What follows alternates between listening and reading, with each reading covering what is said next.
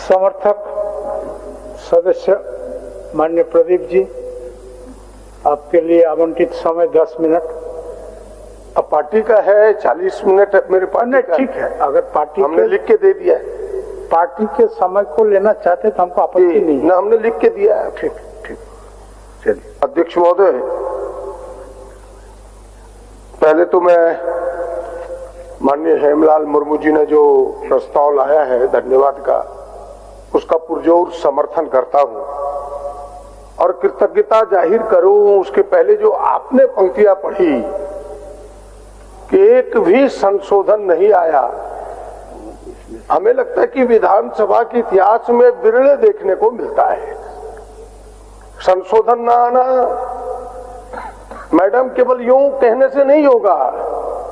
आपने संशोधन नहीं दिया, इसका मतलब आपने यह जो प्रस्ताव है अभिभाषण ने इसका पूर्ण समर्थन किया है।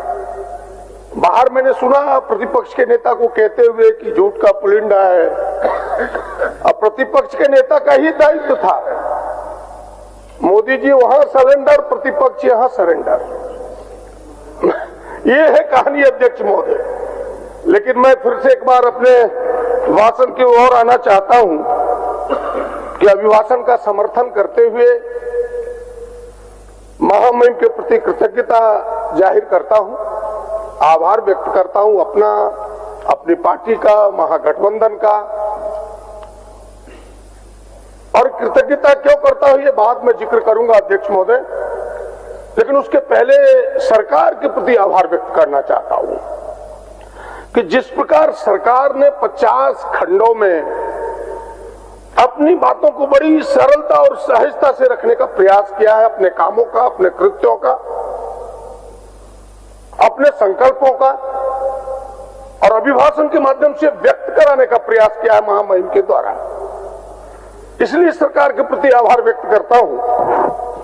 इस प्रकार नहीं किया जो ढपोर संख्यक घोषणाएं हो जाए। वर्तमान को न देख करके जिस प्रकार से भारत सरकार भविष्य का सपना दिखाती है कि भाई 2047 में हम विश्व गुरु बन जाएंगे, इस सरकार ने वो सपना नहीं दिखाया।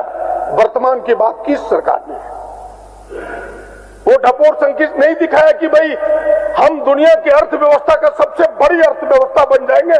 ये इस सरकार ने नहीं दिखाया अध्यक्ष महोदय। इन्होंने कहा कि हमने किया है, राज्य की आधी आबादी को मजबूत करने का प्रयास किया है, ये कहने का प्रयास किया। इसमें 51 लाख महिलाओं को उदाहरण बन गया है पूरी दुनिया में अध्यक्ष महोदय। झारखंड का ये कार्यक्रम, ये योजना दुनिया के सारे देश नहीं, सारे राज्य इसके अनुकरण कर रहे हैं। ये झूठ नहीं, यही सच है। और इतना ही नहीं है अध्यक्ष महोदय, मैं कहना चाहता हूं कि इन्हें अपने चश्मे को बदलना होगा, तब ये सच दिखाई पड़ेगा, वरना इन्हें सच दिखाई नहीं पड़ेगा। इन्हें वही बातें दिखाई देगी जो इन्हें दिखाई नहीं देता है। मैं जो कह रहा था कि केवल ये महिलाओं का सशक्तिकरण इतना ही नहीं, फूलेवाई बच्चियों के लिए जो योजना है, बालिकाओं के लिए 3.5 लाख बच्चियों को देने का, इसमें बात कही गई है। पेशा कानून का भी हेमलाल मुर्मू जी ने जिक्र किया। मैं तो पहले बधाई देना चाहता हूं 1996 में कांग्रेस की नरसिंह राव सरकार को कि जिन्होंने इस पेशा कानून को लाया। इस देश में आदिवासी की परंपरा, संस्कृति, उसको बचाने के लिए, उनके धार्मिक अनुष्ठानों को बचाने के लिए। और इन 25 वर्षों में भारतीय जनता पार्टी ने कभी सुखबुगाहट तक नहीं की भाई कैसा पेशा नियमावली हम बना है। मैं हृदय से, इसलिए मैंने कहा कि सरकार को मैं धन्यवाद देना चाहता हूं। आप खंड 12 को देखें तो उसमें स्पष्ट ये बातें हैं कि हमने हजारों नौजवानों को जेपीएससी के माध्यम से, जेएसएससी के माध्यम से परीक्षा लेकर के नौकरी दी है। विस्थापन आयोग का गठन, जो यहाँ का जरूरत था, इस राज्य का विस्थापन एक सबसे बड़ी समस्या है, थोड़ी और सक्रिय करने की उसे जरूरत है।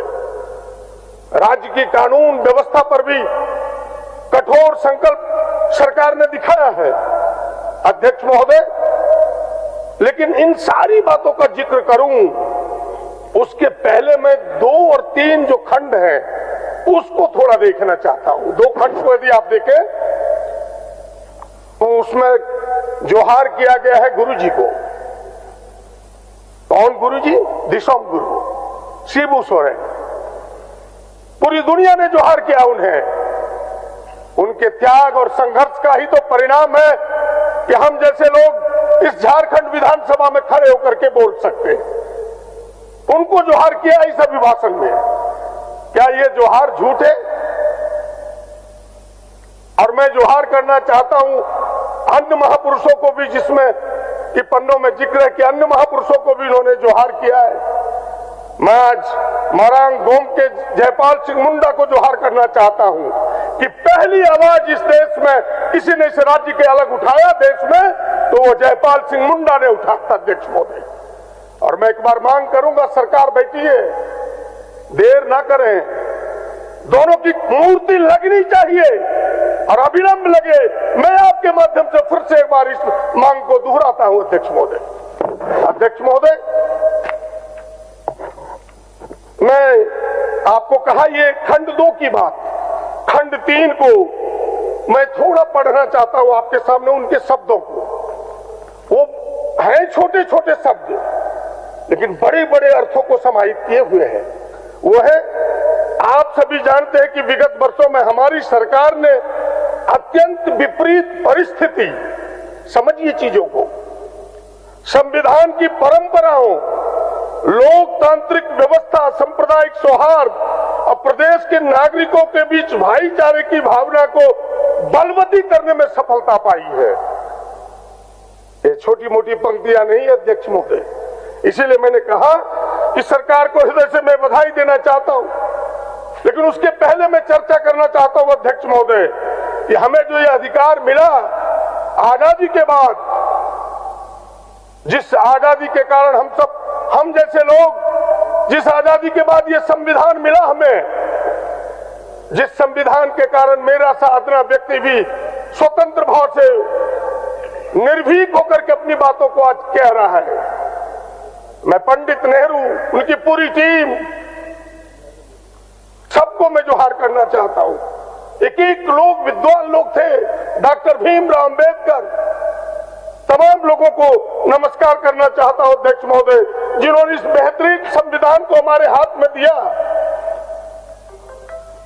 जिस कारण से हम जैसे लोग यहां खड़े हैं।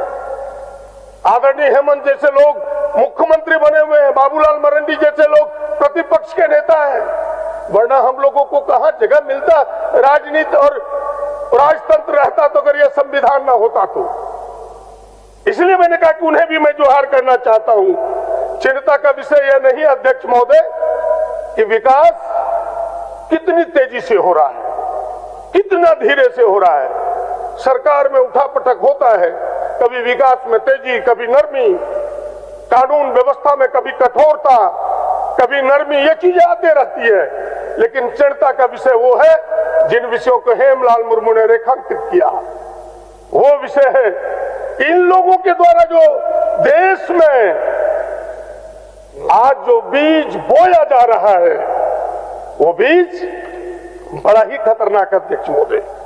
वो बीज क्या है अध्यक्ष महोदय? वो बीज नफरत का है।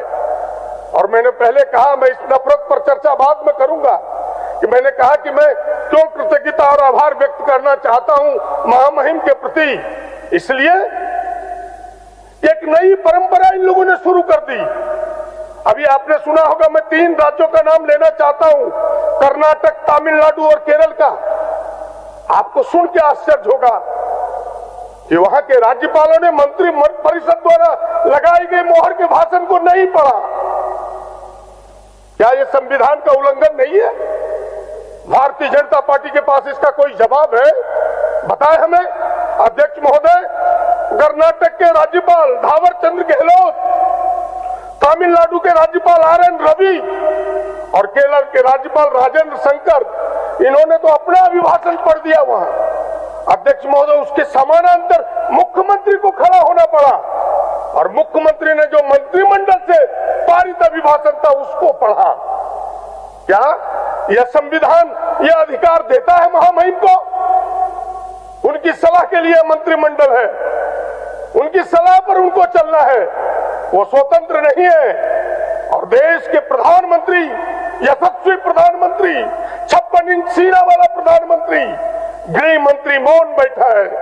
क्या ऐसे राज्यपाल की बर्खास्तगी नहीं होनी चाहिए जो इस संविधान के तथ्यों का, इन संविधान के पंक्तियों का उल्लंघन करता हो? इसकी बर्खास्तगी होनी चाहिए अध्यक्ष महोदय। मैं छोड़ता हूं इस संविधान को नतमस्तक पर लगाने वाले, विश्वास करने वाले लोगों पर फैसला देश के लोगों, झारखंड के लोगों, भाजपा की इस नीति पर तुम करना। मैं वही छोड़ता हूं अध्यक्ष महोदय। अध्यक्ष महोदय, आज चिंता का जो मैंने विषय बताया आपको, जिस तनाव की बात हमने कही कि जो जहर बोया जा रहा है, मैं जानता हूं ये बातें उठेगी कि कभी विकास सुस्त है तो कानून व्यवस्था लचर है। वो उनकी ड्यूटी है, वो ड्यूटी ना करेंगे बाबूलाल जी उनके लोग तो यहां से वहां भेजा, वहां से फिर वहां भेज देगा, वो करने दीजिए। लेकिन वो चिंता का विषय नहीं है। चिंता का विषय यह है जो जहर इन्होंने बोया है नफरत का, जो आग जलाई है नफरत का अध्यक्ष महोदय। आज लोग भूख भूल गए हैं, बेरोजगारी भूल गए हैं, महंगाई भूल गए हैं, देश की सुरक्षा, आंतरिक बाह्य सुरक्षा के प्रश्न भूल गए हैं अध्यक्ष महोदय। और प्रश्न भूले हैं इसलिए इस तरह से नफरत की आग को जलाई गई है, उसके ढेर में सारी चीज दब गई है अध्यक्ष महोदय। और कारण क्या है कि सत्ता में बैठे लोग इस प्रकार की आग जलाता है। मैं बार बार उस गाने को दोहराता हूं कि चिंगारी यदि भड़के तो सावन उसे बुझाए, और सावन ही आग लगाए तो उसे कौन बुझाए। कहानी यहां से प्रारंभ होती है अध्यक्ष महोदय। अध्यक्ष महोदय, जरा समझने का एक उदाहरण काफी है। हेमंत विश्व शर्मा का वो बयान आपने हाल के दिनों में देखा होगा। क्या कहा हेमंत विश्व शर्मा ने? इसके पूरे प्रमाण है मेरे पास। मियां को इतना परेशान करो कि वो असम छोड़ दे। बताइए, राज्य का मुख्यमंत्री संवैधानिक पद पर बैठ करके कोई व्यक्ति यह कहे कि मियां को इतना परेशान करो कि वो असम छोड़ दे। अध्यक्ष महोदय, कहता यह है कि अगर मियां रिक्शा वाला है तो 5 रुपये के बदले उसे 4 रुपया दो। कोई संवैधानिक पद पर बैठ करके। और इतना ही नहीं अध्यक्ष महोदय, भारतीय जनता पार्टी के जो एक्स आधिकारिक पोस्टल हैंडल है वहां से ट्वीट किया जाता है 18 मिनट का एक वीडियो अध्यक्ष महोदय, जिसमें असम के मुख्यमंत्री निशाना साधते हैं और देश के मुसलमानों पर निशाना साधता है। इससे शर्म की बात क्या हो सकती है अध्यक्ष महोदय? इस प्रकार की तस्वीर सामने आती है। लोग सुप्रीम कोर्ट गए हैं। एक मिनट, सुप्रीम कोर्ट ने कहा था कि हाई कोर्ट हो जाए। मान्य एक मिनट बोलिए। माननीय अध्यक्ष महोदय, आपका भी समय है। माननीय अध्यक्ष महोदय, हम व्यवस्था पे बोल रहे हो अध्यक्ष महोदय। महामहिम राज्यपाल जी के अभिभाषण पे चर्चा है महोदय। अगर भाषण देने का इतनी शौक है तो बड़े बड़े मंच है महोदय। यहाँ पर तो हम लोग अभिभाषण पे वाद विवाद पे उतरे हैं। यहाँ लगता है कभी कोई दिल्ली चले जाते हैं फुदक के, कभी असम चले जाते हैं फुदक के। तो झारखंड में ही रहने के लिए बोला जाए महोदय माननीय सदस्यों। चलिए पंडित जी, आप। अध्यक्ष महोदय, क्या कोई संवैधानिक पद पर बैठ करके इस प्रकार की बात कर सकता है? जो शपथ ले, जो संकल्प ले मुख्यमंत्री के पद के साथ कि मैं जाति धर्म के आधार पर विभेद नहीं करूंगा, कर्म वचन के आधार पर विभेद नहीं करूंगा। क्या मैं गलत कह रहा हूं? क्या ये सही नहीं है? ये संविधान इजाजत देती है उनको, लेकिन इन्हें नफरत का बीज बोना है। नफरत के बीज बोने के लिए इस प्रकार की चीजें की जाती है। जिस वंदे मातरम की चर्चा की, ये वंदे मातरम के बारे में क्या बोलेंगे? जिस वंदे मातरम की बोल स्वतंत्रता आंदोलन का बोल था अध्यक्ष महोदय, लाखों लोगों ने उस बोल के साथ कुर्बानियां दी। उसके निशानी के रूप में हमें तिरंगा मिला। आजादी की लड़ाई तो लड़ी नहीं इन्होंने, लेकिन आजादी के बाद तिरंगे को भी अपने कांधे में नहीं पहनाया इन्होंने। ये क्या वंदे मातरम को सम्मान करेगा? ये वंदे मातरम का सम्मान नहीं है। बंगाल का चुनाव है, इसलिए वंदे मातरम की बोल वो बोलता है। उन्हें वंदे मातरम के सम्मान से कोई मतलब नहीं है। जो आजादी को झूठा बताए, आजादी को झूठा बताना, स्वतंत्रता आंदोलन को झूठा बताना है। वो बताए क्या सिद्धो कान्हू की लड़ाई, बिरसा मुंडा की लड़ाई वो झूठी थी, आजादी की लड़ाई? क्या एक तरफ भगत सिंह फांसी के फंदे को हंसते हुए चूम रहा था, दूसरे तरफ अशफाक उल्लाह खां फांसी के फंदे को हंसते हुए चूम रहा था? क्या वो तस्वीर झूठी है? अध्यक्ष महोदय, वो झूठी नहीं है, इनकी नजरें झूठी है। ये आजादी की लड़ाई को झूठ बताने वाले लोग, तिरंगा का अपमान करने वाले लोग, इस संविधान का अपमान करने वाले लोग, ये कतई अध्यक्ष महोदय ये वंदे मातरम का सम्मान नहीं कर सकते। और ठीक ही कहा है हेमलाल जी और शिल्पा जी ने, माननीय मंत्री महोदया ने, कि 1937 के पहले एक कमेटी बनी जिसमें जवाहरलाल नेहरू थे अध्यक्ष महोदय, पंडित जवाहरलाल नेहरू थे, सुभाष चंद्र बोस थे, रविन्द्रनाथ टैगोर के निर्देशन में आचार्य नरेंद्र देव थे। तमाम लोगों ने मिलकर के उस 2 स्टेंजे को स्वीकार किया। फिर 24 को फिर 1950 में इसे गीत के रूप में स्वीकार किया गया। अध्यक्ष मोदी, अभी बंगाल का चुनाव है, पिछले चुनाव में आपने देखा होगा मोदी जी ने दाढ़ी बढ़ा लिया था, रविन्द्रनाथ टैगोर बनने चले थे। कबीरदास की वो पंक्ति मुझे याद आती है कि कैसी पंक्ति है वो, मन न रंगाए रंगाए जोगी कपड़ा, दाढ़ी बना के बन गए बकरा। नहीं पसंद किया बंगाल के लोगों ने मोदी जी को, एक नया चाल ये चले हैं अध्यक्ष महोदय। इसलिए मैं आगे की बात कहूं अध्यक्ष महोदय, ये चुनाव से और ये देशभक्ति की बात हमें सिखाते हैं अध्यक्ष महोदय, जिसके जो अमेरिका और ट्रंप के इशारे पर नाचता हो, जो अमेरिका और ट्रंप के इशारे पर देश के किसानों के भविष्य को गिरवी रखता हो, वो हमें देशभक्ति सिखाएगा अध्यक्ष महोदय। और ये पंडित नेहरू की बात करता है पूज्यन से, मैं उस तारीख को आपको बताना चाहता हूं, उस समय ईमेल नहीं था। आइंस्टीन जिसने थ्योरी दिया E = mc², रिलेटिविटी की थ्योरी, दुनिया में जिनका नाम है, 13 जून 1947 को उन्होंने पंडित नेहरू को एक पत्र लिखा था जब ये संविधान बन रहा था अध्यक्ष महोदय, कि आपने संविधान पर तो अस्पृश्यता यानी छुआछूत खत्म कर दिया। उन्होंने यहूदियों के फेवर में एक पत्र लिखा था। उस समय मेल होता तो आइंस्टीन का मेल आता।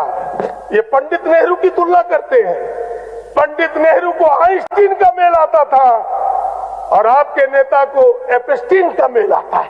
अंतर इतना ही है, इसको समझिए।